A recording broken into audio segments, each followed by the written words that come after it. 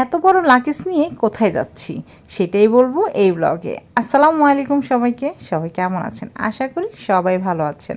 শারীরিকভাবে অনেক অসুস্থ ছিলাম, তাই এবার একটু ডিপ্রেশন মন মানসিকতা চেঞ্জ করার জন্য চলে যাচ্ছি একদম অনেক দূরে, সেই নীল আকাশের পাহাড়ে যাচ্ছি হচ্ছে সিলেটে। সাথে আছে আমার ননাস এবং আমার ভাস্তি।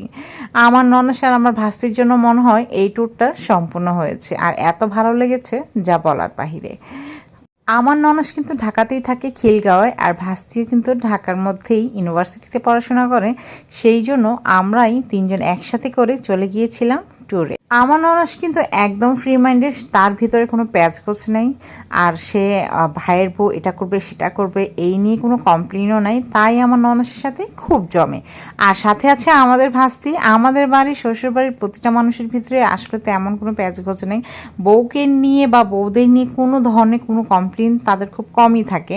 যাক, আমরা কমলাপুর রেল স্টেশন থেকে আমাদের ট্রেনের টিকিট আমরা অনেক আগেই কেটে ফেলেছিলাম, তাই আমরা খুব সহজেই কমলাপুর থেকে উঠে গিয়েছিলাম ট্রেনের বগিতে।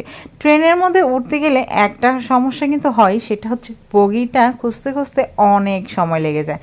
আমাদের ট্রেনের বগিটা ছিল ঘ, আর যেই গরুর ঘ ছিল, আমরা ওই ঘ খুঁজতে গিয়েছিলাম, বাট পরে দেখি যে আমাদের হচ্ছে গরুর ঘ। যাই হোক, তারপর আমরা বগিটা পাই, একদম সামনে ছিল বগিটা। আর আমরা কিন্তু চাইলে এয়ারপোর্ট থেকে উঠতে পারতাম, কিন্তু আমরা কমলাপুর থেকে উঠেছি ঠান্ডা মাথায়, একদম সুন্দরভাবে উঠবো তাই। কারণ এয়ারপোর্টে গেলে আমাদের এই বগি খুঁজতে অনেক টাইম লাগবে আর আমাদের একটু হয়রানি হতে হবে, তাই আমরা সবাই মিলে কমলাপুর থেকেই উঠেছি। তারপর আমরা উঠে সিটে বসে গিয়েছি। এর মধ্যে কিছু ফুটেজও নিলাম, আর কিছুক্ষণের মধ্যে আমাদের ট্রেনটা কিন্তু ছেড়েও দিল। এর মধ্যে আমরা যেতে যেতে একটু ঘুমেও ধরে গিয়েছিল, আমরা সবাই মিলে একটু ঘুমিয়ে গিয়েছিলাম, যেহেতু লং জার্নি ছিল অনেকটাই। আমাদের যেতে যেতে কিন্তু প্রায় অনেকটা সময় লেগেছিল, আর সিলেট শহর কিন্তু কম দূরে নয়। আমার ননাস কিন্তু বিরিয়ানি রান্না করে নিয়ে এসেছিল বাসার থেকে, বলেছে যে অস্বাস্থ্যকর খাবার কেন আমরা খাবো, বাসা থেকে খাবার নিয়ে যাব। আর খাবারটা কিন্তু অনেক লোভনীয় ছিল। অনেক ধন্যবাদ আমার ননাসকে যে এত মজার একটা খাবার নিয়ে গিয়েছিল। আমাদের কিন্তু তেমন কোনো কষ্টই হয়নি খাবারের জন্য। এই খাবার খেয়ে ট্রেনের মধ্যে আমরা একটু চা কফি খেলাম, এত বাজে ছিল চা কফিটা যা আর বলার বাহিরে।